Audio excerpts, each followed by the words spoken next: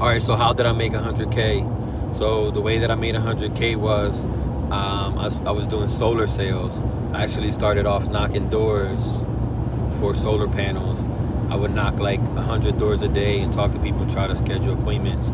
I did really good at that, scheduling the appointments, and a bunch of sales were made through that. So because of that, I was able actually to move up and go into sales. Prior to that, I had never done sales corporately, but I actually just always had a knack for sales, life situations. Anyway, so I was doing sales in that first year. I started off doing sales around, I would say, my first sale happened in around November. It was right before Thanksgiving. And between then and November of the next year, I had made $100,000 in sales. I actually made over $100,000 because I was doing solar. I ended up selling a real estate contract, and I made around close to $30,000 selling a real estate contract. So that year altogether, I made over $100,000, and had a disagreement with one of my managers. Ended up getting fired from that sales position, and took the money that I had. Now, when I actually stopped working there, I didn't have 100K. You know, this was money made and spent over the year. But I actually had I had good money. I had a few $1,000s at the time, probably like over 20K. What I did with that money is I took that money and I reinvested it back into real estate. I signed a contract with a lady who her father had passed away, and she lived in a different state. So I signed a contract with a lady to buy a house from her. I ended up putting about $10,000 into the house. Since I was so new in real estate, I just went off and put $10,000 into this house. And the lady, after I fixed it up, she backed out of the contract. Bunch of details that go into that, but just a short version is that she backed out of the contract. I fixed the house up, and I ended up turning it into an Airbnb. I was making about $3 to $4 grand a month off of the Airbnb, and that was doing pretty good. I ended up buying a tiny house at the same time. Well, actually, it wasn't a tiny house. It was a shed that I converted into a tiny house. Cost me about 12 grand, and I ended up putting about another 10 grand into that to convert it into a tiny house. Now, when the real estate deal with the lady fell apart, I ended up losing about the $10,000 that I put into it, time, effort, and just more than 10,000, but just a rough number of the 10,000 that I put into it. On top of that, I no longer had a place to put the shed. Now, the reason why I got the shed and made it into a tiny house was because I was going to have it as a second Airbnb rental on that. So I actually was planning on having 2 Airbnb rentals, which would have almost doubled the income.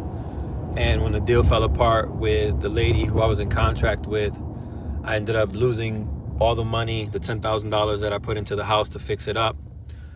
And I ended up being forced to get rid of the shed.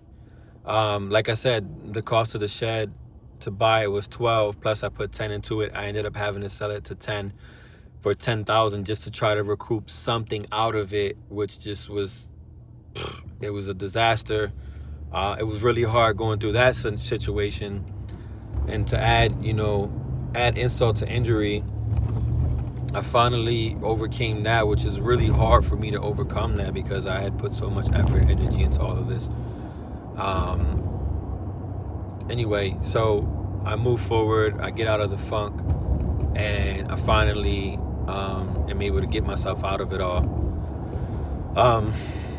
I end up investing another $10,000 into purchasing a house at auction. I put $10,000 as a deposit down. Ended up overbidding on the property. Ended up losing the $10,000 eventually a few months down the line. after I won the bid, I went into the house, I cleaned it all out, took all the trash out, took a bunch of junk out of there, cleaned it out, invested probably around $5,000 into all of that, only to end up losing that house also because I overbid. The price on it was so high that there was no financer that would give me the capital in order to finish the project and flip it, because it just wasn't a deal. I was so emotionally invested in it that I ended up overbidding it, and that turned out to be a huge disaster. Now, during the middle of me doing all of that, I ended up getting really sick from what I think was mold poisoning, and that sickness lasted me about close to a year to get through, and I'm still recovering from it.